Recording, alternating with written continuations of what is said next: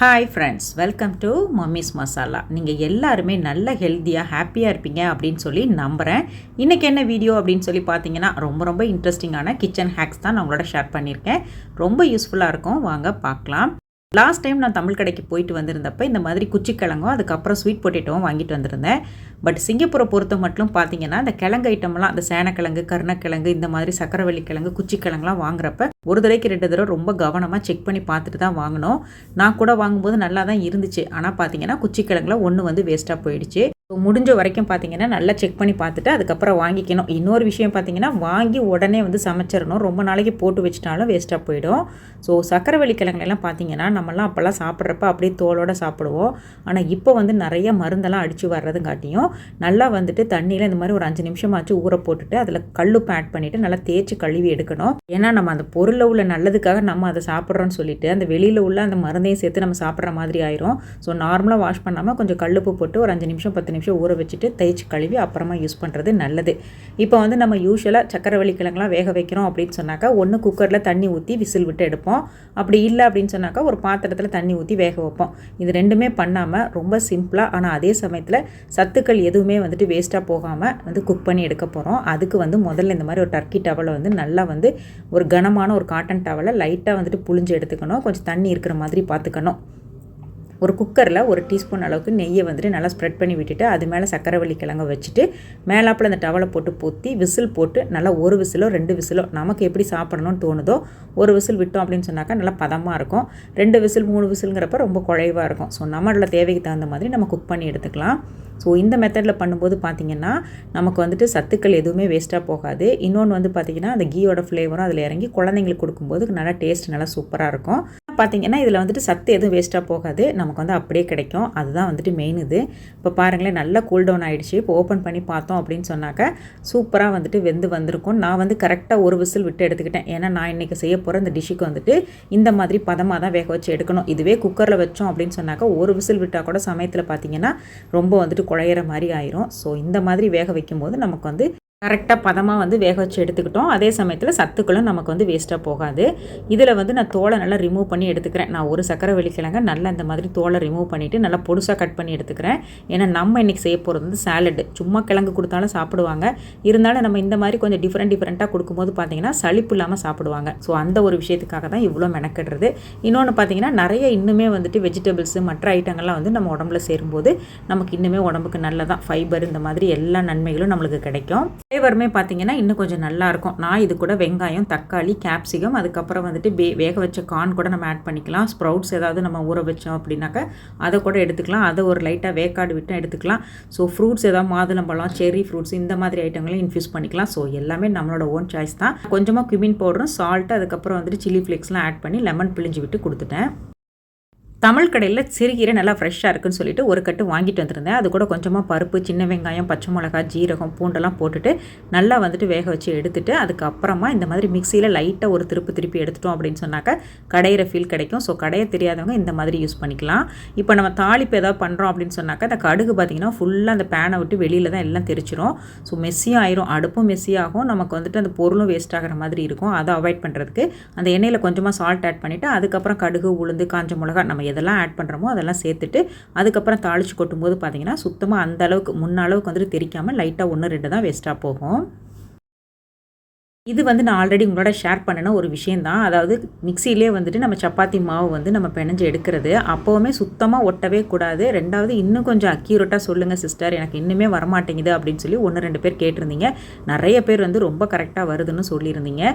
So அதுக்கு முதல்ல நம்ம கொஞ்சமாக ஆயில் எடுத்துகிட்டு அந்த மிக்சியோட எல்லா பக்கமும் படுற மாதிரி ஸ்ப்ரெட் பண்ணிவிட்டு 1 கப்பு கோதுமை மாவு எடுத்துக்கிட்டோம் அப்படின்னு சொன்னாக்கா 1 ஸ்பூன் அளவுக்கு ஆயில், சால்ட்டு எல்லாத்தையும் சேர்த்துட்டு மிக்சியை நல்லா வந்துட்டு ட்ரை இன்க்ரீடியன்ட்லாம் ஒன்று சேர்கிற மாதிரி 1 தடவை 2 தடவை திருப்பி எடுத்துகிட்டு அதுக்கப்புறமா 1/2 கப் அளவுக்கு தண்ணி ஆட் பண்ணி அதுக்கப்புறம் எப்பவும் போல் நம்ம சுழட்டி எடுத்துக்கலாம். ஸோ இப்போ பாருங்கள் மாவு சூப்பராக ரெடி ஆகிடுச்சு. இதில் நம்ம காமனாக பண்ணுற மிஸ்டேக் என்னவாக இருக்கும் அப்படின்னு சொன்னாக்கா மாவு நம்ம மெஷர் பண்ணி எடுக்கும்போது கொஞ்சம் தளர்வாக அளக்காமல் கொஞ்சம் ப்ரெஸ் பண்ணி அழுத்தம் கொடுத்து அழுத்தி எடுக்கணும். அப்படி எடுக்கும்போது பார்த்திங்கன்னா உங்களுக்கு ரொம்ப எக்ஸாக்டாக கிடச்சிடும். அதுக்கப்புறம் மிக்சியில் சுத்தமாக ஒட்டாமல் வரணும் அப்படின்னு சொன்னாக்கா இந்த மாதிரி ஜார் ஃபுல்லாக ஆயில் கொஞ்சம் அப்ளை பண்ணிவிட்டு அதுக்கப்புறம் பண்ணுறப்ப நல்லா சூப்பராக வந்துட்டு கிடைக்கும். அதே மாதிரி நம்ம ஃபஸ்ட்டு ட்ரை இன்க்ரீடியன்ட் எல்லாத்தையும் நல்லா வந்துட்டு மிக்ஸ் பண்ணிவிட்டு அதுக்கப்புறமா நம்ம வாட்டர் ஆட் பண்ணும்போது பார்த்திங்கன்னா இன்னுமே எக்ஸாக்டாக சால்ட் எல்லாம் ஒரே பக்கமாக நிற்காமல் மாவோட எல்லா பக்கமும் படுற மாதிரி இருக்கும். ஸோ இந்த 3 டிப்பை கண்டிப்பாக ஃபாலோ பண்ணிக்கோங்க. இப்போ நம்ம வந்துட்டு ஒரு ஊருக்கெல்லாம் போகிற மாதிரி இருப்போம். அதுக்கப்புறம் வந்துட்டு நமக்கே கொஞ்சம் ஹெல்த் இஷ்யூஸ்லாம் ஏதாவது வரும். இன்னொன்று வந்து பார்த்திங்கன்னா நம்ம இப்போ ஒர்க்கிங் மதராக இருக்கோம், அந்த மாதிரி இருக்கவங்க பார்த்திங்கன்னா இந்த ஹேக் வந்து யூஸ்ஃபுல்லாக இருக்கும். நம்ம கடைகளில் ரெடிமேட் பரோட்டா சப்பாத்தின்னு வாங்கி குழந்தைங்களுக்கு செஞ்சு கொடுக்குறத காட்டிலும் அதை வீட்டிலே நம்ம ப்ரிப்பேர் பண்ணி வச்சிட்டோம் அப்படின்னு சொன்னாக்கா நமக்கு ஒரு எமர்ஜென்சிக்கு டக்குன்னு எடுத்து யூஸ் பண்ணிக்கலாம். இது எல்லா டைமும் நம்ம பண்ணி வச்சுக்கணும் அப்படின்னு அவசியம் கிடையாது. எப்போல்லாம் வந்துட்டு நம்ம வீட்டிலேருந்து கொஞ்சம் வெளியில் போகிற மாதிரி இருக்கும், பசங்க தனியாக ஹேண்டில் பண்ணணும், அந்த மாதிரி டைம், அதுக்கப்புறம் ட்ராவலிங் டைமு, இந்த மாதிரி டைமுக்கு இந்த ஹேக் ரொம்ப யூஸ்ஃபுல்லாக இருக்கும். எப்பவும் போல் நம்ம சப்பாத்திக்கு மாவு பிணைகிற மாதிரி பிணைஞ்சி எடுத்துகிட்டு இந்த மாதிரி தேய்ச்சிட்டு கொஞ்சம் கூட எண்ணெயோ நெய்யோ எதுவுமே சேர்க்காமல் நார்மல் தோசைக்கல்லில் 2 பக்கமும் திருப்பி போட்டு லைட்டாக அந்த ப்ரௌன் ஸ்பாட்ஸ்லாம் வரணும்.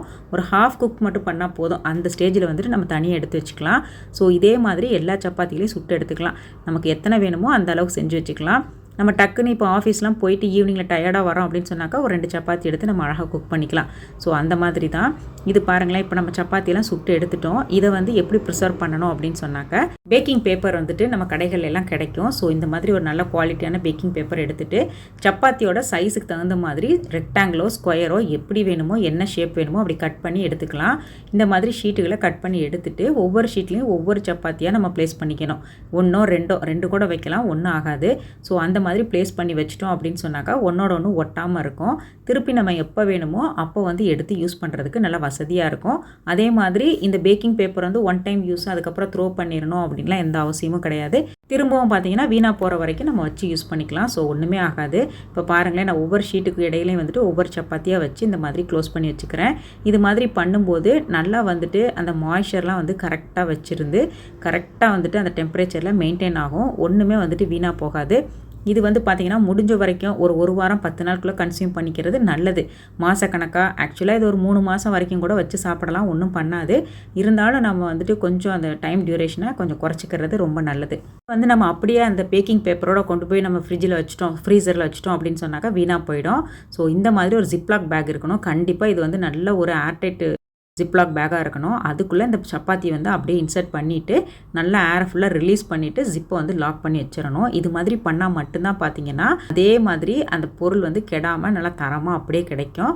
ஸோ கண்டிப்பாக ஜிப்லாக் பேக்கில் தான் போடணும். நம்ம வீட்டில் உள்ள வேறு ஏதாவது நார்மல் கவர்லாம் போட்டு வச்சோம் அப்படின்னு சொன்னாக்கா அந்த அளவுக்கு வந்துட்டு ஃப்ரெஷ்னஸ் வந்து நல்லா இருக்காது. ஒன்ஸ் நல்லா சீல் பண்ணதுக்கு அப்புறமா இதை அப்படியே எடுத்து கொண்டு போய் ஃப்ரீசரில் செட் பண்ணிடணும். நார்மல் ஃப்ரிட்ஜில் வைக்கக்கூடாது. இப்போ பாருங்களேன், நெக்ஸ்ட் டே மார்னிங் நான் எடுத்து காட்டுறேன் எவ்வளோ தூரத்துக்கு வந்துட்டு அது அப்படியே ஸ்டிஃபாக இருக்கும். நம்ம உடனே எடுத்துனே குக் பண்ணாமல் ஒரு 10 நிமிஷம் அப்படியே ரூம் டெம்பரேச்சருக்கு எத்தனை சப்பாத்தி வேணுமோ அதை மட்டும் எடுத்துகிட்டு மிச்சத்தை அப்படியே க்ளோஸ் பண்ணி ஃப்ரீசரில் போட்டுடலாம். ஸோ வேணுங்கிறது மட்டும்தான் எடுத்து யூஸ் பண்ணிக்கிறணும். எல்லாத்தையும் எடுத்து மொத்தமாக டீஃப்ராஸ்ட் பண்ணாமல் இந்த மாதிரி பண்ணும்போது பார்த்திங்கன்னா மிச்சம் இருக்கிற சப்பாத்திலாம் நல்லா ஃப்ரெஷ்ஷாக அப்படியே இருக்கும். தேவைக்கு தகுந்த மாதிரி மட்டும் எடுத்து யூஸ் பண்ணிக்கலாம். இப்போ கொஞ்சம் ஒரு 10 நிமிஷம் கழித்து இதை எடுத்து நம்ம எப்பவும் போல் தோசைக்கல்லில் சேர்த்துட்டு நம்ம வந்து எப்போவும் நம்ம சமையலுக்கு வந்து நம்ம எப்படி சப்பாத்தி சுடுவோமோ அதே மாதிரி தான். நான் குட்டி குட்டி சப்பாத்தி அப்படிங்கிறதுனால நான் 2 ஆட் பண்ணியிருக்கேன். நெய்யோ எண்ணெயோ வந்துட்டு லைட்டாக வந்துட்டு சேர்த்துட்டு நல்லா 2 பக்கமும் திருப்பி போட்டு ஆல்ரெடி வந்து இது ஹாஃப் குக் பண்ண சப்பாத்தி தான். ஸோ பேலன்ஸ் இருக்கிறத மட்டும் நல்லா குக் பண்ணி எடுத்துகிட்டு நம்மளோட தேவைக்கு தகுந்த மாதிரி இந்த மாதிரி நல்லா சுட்டு எடுத்து ஸ்டோர் பண்ணி வச்சு சாப்பிட்டுக்கலாம். ரொம்ப டேஸ்ட்டாக இருக்கும். கொஞ்சம் கூட வந்துட்டு இது வந்து முன்னையே செஞ்சு வச்சது ஃப்ரோசன் சப்பாத்திங்கிற ஃபீலே இருக்காது. நம்ம சப்பாத்திலாம் இப்போ சுட்டுக்கிட்டே இருக்கோம் அப்படின்னு சொன்னாக்கா ஒரு கண்டெய்னர்லையோ இல்லை ஹாட் பாக்ஸ்லையோ எடுத்து வைக்கிறப்ப பார்த்தீங்கன்னா அடியில் உள்ள சப்பாத்திலாம் கொஞ்சம் ஒரு மாதிரி தண்ணி கொடுத்த மாதிரி ஆயிரும். அதை அவாய்ட் பண்ணுறதுக்கு இந்த மாதிரி ஒரு சின்ன ஸ்டாண்டோ இல்லைன்னா ஒரு மாதிரி வலையுள்ள ஒரு பாத்திரத்தையோ வச்சுட்டு ஒரு நல்ல சுத்தமான காட்டன் கிளாத்தை வச்சு அது மேலே சப்பாத்தி ஸ்டோர் பண்ணி வைக்கும்போது பார்த்தீங்கன்னா கொஞ்சம் கூட ஈரப்பதமே இல்லாமல் நல்லா சாஃப்டாக இருக்கும். எப்போவுமே பார்த்தீங்கன்னா ஏதாச்சும் ஒரு ப்ரீமிக்ஸ் வந்து நம்ம கண்டிப்பாக கையில் வச்சுக்கிறது நம்மளுக்கு வந்து ஒரு எமர்ஜென்சி டைமில் ரொம்ப ஹெல்ப்ஃபுல்லாக இருக்கும். ஒரே மாதிரி பண்ணாமல் ஒவ்வொரு டைமும் கொஞ்சம் மாற்றி வேறு பண்ணி வச்சுக்கலாம். இன்றைக்கி நம்ம பண்ண போகிறது பார்த்தீங்கன்னா உப்மா ப்ரீமிக்ஸ் தான். இது வந்து ஒரே ஒரு மிக்ஸ் ரெடி பண்ணிவிட்டு அதுலேருந்து ஒரு 2-3 டிஷ்ஷஸ் வந்து ரீக்ரியேட் பண்ண முடியும். ஸோ அது எப்படின்னு சொல்லி தான் பார்க்க போகிறோம். வந்து பார்த்திங்கன்னா ஒரு ப்ரீமிக்ஸ் மாதிரியே இருக்காது. நம்ம எதுவுமே பண்ண வேணாம். ஜஸ்ட்டு வந்துட்டு ஹாட் வாட்டரில் சேர்த்தா மட்டும் போதும். நம்மளுக்கு இம்மீடியட்டாக வந்துட்டு ஒரு டிஃபனோ ஒரு நைட்டு டின்னரோ கிடச்சிடும். ஸோ அவ்வளோ வந்துட்டு தேவையானதெல்லாம் நம்ம முன்னக்கூட்டியே பண்ணி வைக்க போகிறோம். நான் இதுக்கு தேவையான கேரட்டு, பச்சை மிளகா, அதுக்கப்புறம் கருவேப்பிலை, இஞ்சி இந்த மாதிரி எல்லாத்தையுமே நம்ம வந்துட்டு தேவையானதெல்லாம் எடுத்து நல்லா பொடுசாக க்ளீன் பண்ணி கட் பண்ணி எடுத்துக்கலாம். ஸோ இது மாதிரி எல்லாமே இதில் வெஜிடபிள்ஸும் சேருது, ஃபைபரும் இருக்குது. ஸோ அதனால் பார்த்திங்கன்னா அந்த நேரத்துக்கு நம்ம எதையுமே தேடி ஓட தேவையில்லை. வெறும் ஹாட் வாட்டர் மட்டும் ஆட் பண்ணிவிட்டு செஞ்சுட்டாலே போதும். ஸோ நான் வந்து கேரட்டு, இஞ்சி, அதுக்கப்புறம் பச்சை மிளகா, கொஞ்சம் மல்லி இலை, கருவேப்பிலை இதெல்லாம் எடுத்திருக்கேன். இதெல்லாம் எவ்வளோ பொடுசாக வந்துட்டு கட் பண்ண முடியுமோ அவ்வளோ தின்னாக குட்டி குட்டியாக கட் பண்ணி எடுத்துக்கணும். இனிமேல் உங்களுக்கு வேறு எதாவது ஆட் பண்ணணும்னு இருந்தால் கூட அதை கூட சேர்த்துக்கலாம். ஸோ நம்ம இஷ்டம் தான். ஸோ இஞ்சி வந்து நல்ல ஒரு ஃப்ளேவர்ஃபுல்லாக இருக்கும். அந்த உப்புமா சாப்பிட்ற ஃபீலே இருக்காது. அந்த மாதிரி கொஞ்சம் ஃப்ளேவரில் இந்த மாதிரி ஆட் பண்ணுறப்ப பார்த்தீங்கன்னா நம்ம நார்மலாக செய்கிறத காட்டிலும் இது இன்னுமே நல்லா தான் இருக்கும். அதே மாதிரி நம்ம அந்த வெஜிடபிள் வேஸ்டேஜ் எல்லாம் ஒரு தட்டில் கலெக்ட் பண்ணிவிட்டு அதுக்கப்புறம் நம்ம த்ரோ பண்ணுறப்ப பார்த்தீங்கன்னா நம்மளோட கவுண்டர் டாப் எப்போவுமே நீட்டாக இருக்கும். நம்ம டைரெக்டாக அப்படியே கவுண்டர் டாப்பில் பீல் பண்ணி போட்டோம் அப்படின்னு சொன்னாக்கா அதில் உள்ள ஸ்டெயின் வந்து அதில் படும். அது கூடவே வந்துட்டு வேலையும் வளர்த்து விட்டுரும். ஸோ இந்த மாதிரி ஒரு பழக்கத்தை எப்பயுமே நம்ம வச்சுக்கிறது ரொம்ப நல்ல விஷயம். இப்போ பாருங்கள், நம்ம எல்லாமே குட்டி குட்டியாக கட் பண்ணி எடுத்துக்கிட்டோம். இந்த உப்புமா வந்து பார்த்திங்கன்னா நார்மலாக இல்லாமல் கொஞ்சம் கலர்ஃபுல்லாகவும் அதே சமயத்தில் டேஸ்ட்டு ஃப்ளேவர் எல்லாமே நல்லாயிருக்கும். நான் இதை செய்கிறதுக்கு இட்லி ரவா தான் எடுத்திருக்கேன். நார்மல் ரவாவை காட்டிலும் இட்லி ரவா தான் இதுக்கு வந்து ரொம்ப கரெக்டாக இருக்கும். ஒரு பேனில் நல்லா வந்துட்டு சமையலுக்கு யூஸ் பண்ணுற எண்ணெய் ஏதோ ஒன்று எடுத்துக்கணும். அதை வந்து தேவையான அளவு சேர்த்துட்டு அது கூடவே பார்த்திங்கன்னா கடுகும் அதுக்கப்புறம் வந்துட்டு இந்த மாதிரி வெள்ளை உளுந்து கடலைப்பருப்பு இது எல்லாத்தையும் நல்லா வந்துட்டு பொன்னிறமாக லோ ஃப்ளேமில் வச்சுட்டு நல்லா வந்துட்டு பொன்னிறமாக வறுத்து எடுத்துக்கணும். இதை வந்து கொஞ்சம் கறியை விட்டுட்டா கூட பார்த்திங்கன்னா மொத்த ஃப்ளேவருமே வந்துட்டு வேஸ்ட்டாக கெட்டு போயிடும். ஸோ அதனால் நல்லா கரெக்டாக வந்துட்டு இந்த அளவுக்கு நல்லா லைட் ப்ரௌன் கலர் வந்ததுக்கப்புறமா நம்ம பொடிசாக கட் பண்ணி வச்சுருக்கிற இஞ்சி கருவேப்பிலை அதுக்கப்புறம் மல்லி இலை பச்சை மிளகாய் இந்த மாதிரி எல்லாத்தையுமே ஒன் பை ஒன்னாக ஆட் பண்ணிக்கணும். கொஞ்சம் லோ ஃப்ளேம்லேயே வச்சுட்டு கண்டினியூஸாக வறுத்துக்கிட்டே இருக்கணும். கொஞ்சம் நேரம் கூட கையை விட்டுறக்கூடாது. இதுக்கப்புறமா நம்ம லாஸ்ட்டாக வந்துட்டு நம்ம துருவி வச்சுருக்கிற கேரட்டும் மல்லி இலையும் சேர்த்துட்டு நல்லா வதக்கி விட்டுறலாம். இப்போ பார்த்திங்கன்னா நம்ம ஊற்றின எண்ணெய்க்கும் இந்த ஆட் பண்ண இந்த பொருளுக்கும் பார்த்திங்கன்னா நல்லா கரெக்டாக வந்துடும்.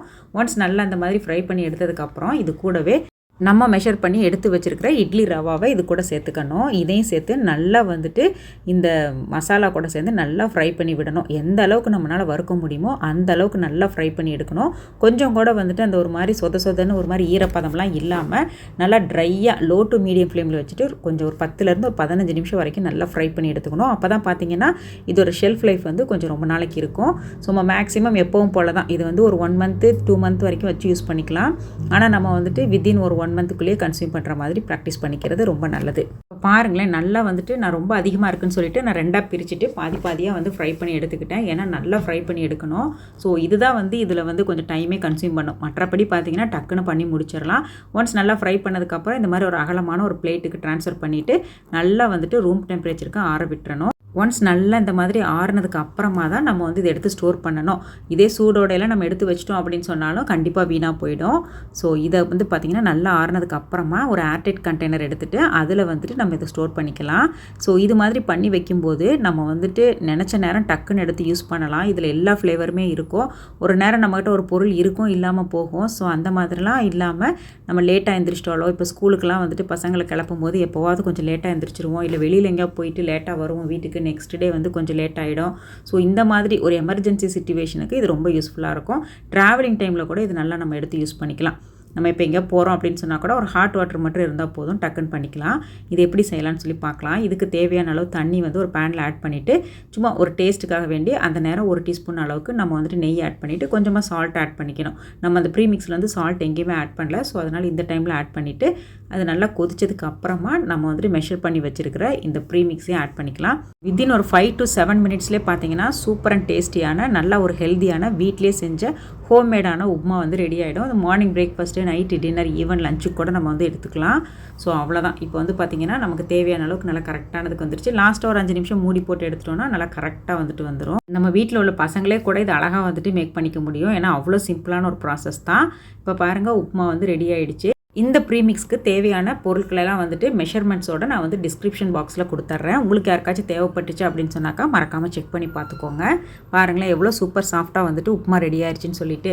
இது கூட நம்ம வந்து ஏதாவது ஒரு கிரேவியோ இல்லை சட்னியோ வச்சு சர்வ் பண்ணிக்கலாம். கூடவே ஒரு சின்ன கப்பு காஃபியும் குடிச்சு பாருங்கள், அட்டகாசமாக இருக்கும். மார்னிங் டைம் வந்துட்டு நமக்கு ரொம்ப ஃபுல்ஃபில்லாக வந்துட்டு நல்லா மைண்டுக்கு ரிலாக்ஸாக வந்துட்டு ஒரு பிரேக்ஃபாஸ்ட்டு கஷ்டமே படாமல் ரெடி பண்ணிட்டோம். ஸோ சாஃப்டாக இருக்கும், கொஞ்சம் கூட வந்துட்டு ஒரு மாதிரிலாம் இருக்காது. சிக்கு வாடையெல்லாம் எதுவுமே வராது. நம்ம யூஸ் பண்ணுற ஆயில் வந்துட்டு நல்லா கரெக்டானதாக யூஸ் பண்ணோம்னா ஒரு ப்ராப்ளமும் கிடையாது. இப்போ இதே மாவுலேயே வந்துட்டு நம்ம அடுத்த டிஷ் வந்து ரெடி பண்ண போகிறோம். அதுக்கு முதல்ல தேவையான அளவு இந்த ப்ரீமிக்ஸ் வந்துட்டு மெஷர் பண்ணி எடுத்துக்கலாம். இது கூடவே நான் அரிசி மாவு கொஞ்சம் சேர்த்துக்கிறேன். ஏன்னா அதுதான் வந்து கொஞ்சம் பைண்டிங் ஏஜென்ட்டாக இருக்கும். ஸோ அரிசி மாவு சேர்த்துட்டு கொஞ்சம் கூடவே வந்துட்டு ஃப்ளேவருக்காக கொஞ்சம் மிளகுத்தூளும் சால்ட்டு கொஞ்சம் ஆட் பண்ணிக்கலாம். இது நல்லா ஒன்ஸ் நல்லா கலந்து விட்டுறணும். இதுன்னு இல்லை, எந்த ஒரு டிஷ்ஷாக இருந்தாலுமே ஃபஸ்ட்டு ட்ரை இன்க்ரீடியண்ட்லாம் மிக்ஸ் பண்ணிவிட்டு அதுக்கப்புறம் தண்ணி சேர்க்கும் போது தான் பார்த்திங்கன்னா நமக்கு வந்துட்டு ஈவனாக அந்த சால்ட் வந்து எல்லா பக்கமும் ஸ்ப்ரெட் ஆகியிருக்கோ. இது கூடவே மெஷர் பண்ணி வச்சுருக்கிற தயிர், அதுக்கப்புறம் வந்துட்டு தண்ணி எல்லாத்தையும் சேர்த்துட்டு நல்லா மிக்ஸ் பண்ணி விட்டுறலாம்.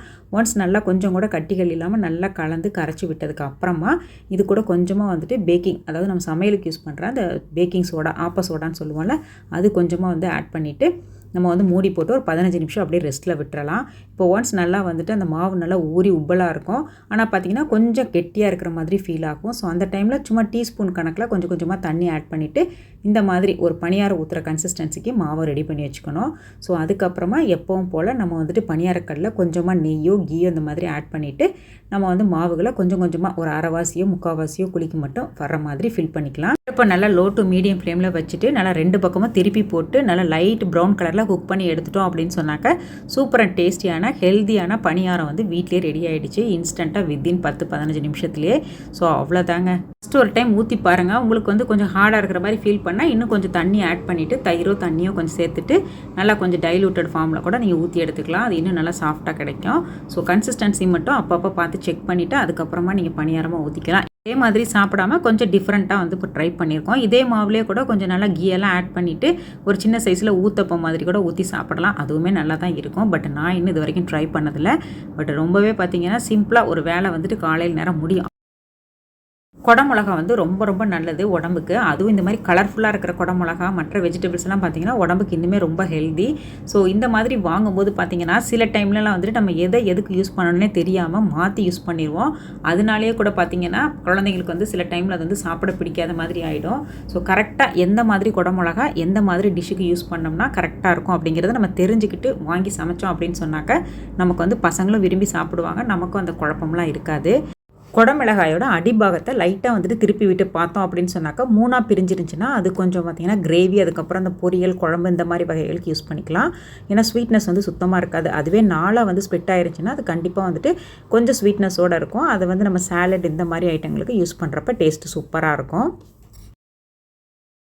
நான்லாம் பார்த்தீங்கன்னா எப்போல்லாம் வாட்டர்மெலன் வந்து வாங்குறனோ அப்போ கடைக்காரர்கிட்டே ஒரு நல்ல பழமாக சூஸ் பண்ணி கொடுத்துருங்க அப்படின்னு சொல்லி கேட்டுறது.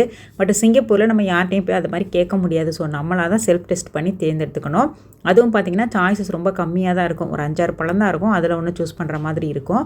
ஸோ அந்த மாதிரி டைமில் இந்த டிப்ஸ் வந்து ரொம்ப யூஸ்ஃபுல்லாக இருக்கும். இப்போல்லாம் நம்ம வாட்டர்மெலன் சூஸ் பண்ணுறப்போ அப்போ பார்த்தீங்கன்னா இந்த மாதிரி லைன்ஸ் வந்து ரொம்ப பக்கமாக நெருக்கமாக இருக்கணும். அதே மாதிரி பழம் வந்து ரொம்ப நீளமாக இல்லாமல் கொஞ்சம் உருண்டை ஷேப்பில் இருக்கணும். கூடவே இந்த மாதிரி எல்லோ பேட்சஸ் இருந்துச்சு அப்படின்னு சொன்னாக்க ஸ்வீட்னஸ் வந்து நல்லா இருக்கும் அப்படிங்கிற மாதிரி நினச்சிக்க வேண்டியதான். பட் நான் எல்லா டெஸ்ட்டும் செக் பண்ணி தாங்க வாங்கிட்டு வந்திருந்தேன். ஆனால் பார்த்தீங்கன்னா அந்த அளவுக்கு வந்துட்டு ரொம்ப ஒன்றும் நல்லா இல்லை. ஓரளவுக்கு ஓகேவாக இருந்துச்சு. ஸோ இந்த அளவுக்கு இருந்ததே எனக்கு ஓகே தான். இல்லைன்னா நான் பார்த்தீங்கன்னா டைரெக்டாக வந்துட்டு பீசஸ் போட்டு வச்சுருப்பாங்களா அந்த மாதிரி பர்ச்சேஸ் பண்ணிக்கிறது. பாதி பழம் தான் யூஸ் பண்ணுறோம் அப்படின்னு சொன்னாக்கா பேலன்ஸ் வந்துட்டு இருக்கிற வாட்டர்மெலனை இந்த மாதிரி ஒரு பிளேட்டில் அப்படியே தலைகீழாக கமுத்தி போட்டு ஃப்ரிட்ஜில் அப்படியே ஸ்டோர் பண்ணிக்கலாம்.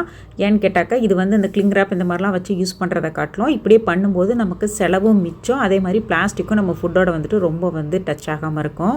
வாட்டர்மெலனோட சென்டர் போர்ஷனாக சூஸ் பண்ணி எடுத்துட்டு அதில் இந்த மாதிரி 3 போர்ஷனாக கட் பண்ணிவிட்டு அந்த ஸ்கின்னை மட்டும் 2 சைடு ரிமூவ் பண்ணிவிட்டு சென்டர் உள்ள போர்ஷனை மட்டும் விட்டுட்டு இந்த மாதிரி குறுக்கு வாட்டில் கட் பண்ணி எடுத்தோம் அப்படின்னு சொன்னாக்க ஒரு சூப்பரான ஐஸ்கிரீம் ஷேப் வந்து ரிக்ரியேட் பண்ண முடியும். அம்மா கொடுத்தாலே குழந்தைங்க சாப்பிடுவாங்க தான். இருந்தாலும் நம்ம இந்த மாதிரி குட்டி குட்டியாக ஃபன் பண்ணும்போது இன்னுமே நல்லா இன்ட்ரெஸ்டடாக சாப்பிடுவாங்க. குறுக்கா நெடுக்கன்னு சொல்லி கோடு போட்டுட்டு அதுக்கப்புறம் எடுத்து பார்த்தீங்கன்னா நல்லா குச்சி ஷேப்பில் அழகாக வாட்டர்மெலன் ஐஸ்கிரீம் கிடைச்சிடும். ஒரு அவசரமான நேரத்துக்கு தான் பார்த்தீங்கன்னா அந்த உருளைக்கிழங்கு முட்டையெல்லாம் பார்த்தீங்கன்னா சதி பண்ண ஆரம்பிச்சிடும். நம்மளால் டக்குன்னு வந்துட்டு பீல் பண்ணி எடுக்க முடியாது. ஸோ பெரிய உருளைக்கிழங்கு கூட நம்ம ஈஸியாக வந்து தோலை ரிமூவ் பண்ணிட முடியும். ஆனால் கொஞ்சம் வந்துட்டு இந்த பேபி பொட்டேட்டோ இந்த மாதிரி இதுக்கு வந்து இந்த ஹேக் ரொம்ப யூஸ்ஃபுல்லாக இருக்கும். நம்ம பொட்டேட்டோவோட உருளைக்கிழங்கோட தோல் பகுதியில் இந்த மாதிரி கண்டினியூஸாக ஒரு வந்து கோடு மாதிரி போட்டுட்டோம் அப்படின்னு சொன்னாக்க ஒன்ஸ் நல்லா வெந்ததுக்கு அப்புறமா நம்ம உரிச்சு எடுக்கிறதுக்கு ரொம்ப யூஸ்ஃபுல்லாக இருக்கும். இந்த மாதிரி ஸ்லிட் போட்ட உருளைக்கிழங்கை நம்ம குக்கரில் சேர்த்துட்டு தேவையான அளவு தண்ணி ஆட் பண்ணிவிட்டு சால்ட் ஆட் பண்ணுறதுனா கொஞ்சமாக நீங்கள் சேர்த்துக்கலாம். பட் நான் சால்ட் எதுவும் சேர்க்க மாட்டேன். நல்ல ஒரு மீடியம் ஃப்ளேமில் வச்சுட்டு ஒரு 1 or 2 விசில் விட்டு நல்லா ஆஃப் பண்ணிக்கலாம். ஒன்ஸ் நல்லா குக்கர் வந்து ரூம் டெம்பரேச்சருக்கு வந்ததுக்கப்புறம் நம்ம ஓப்பன் பண்ணி பார்த்தோம் அப்படின்னு சொன்னாக்க உருளைக்கிழங்கு நல்லா வெந்து வந்திருக்கும். அதுக்கப்புறமா நீங்கள் லைட்டாக அந்த 2 பக்கமும் அந்த எட்ஜஸை மட்டும் நம்ம பிடிச்சிட்டு லைட்டாக பிடிச்சி இழுத்தாலே போதும். அழகாக வந்துட்டு சூப்பராக வந்துட்டு வெளியாகிரும். இது நிறைய பேர்த்துக்கு தெரிஞ்ச ஹேக் தான். இருந்தாலுமே வந்துட்டு பிகினர்ஸ் யாராவதுக்கு வந்து அவங்களுக்கு யூஸ்ஃபுல்லாக இருக்கும்னு சொல்லி தான் நான் ஷேர் பண்ணியிருக்கேன்.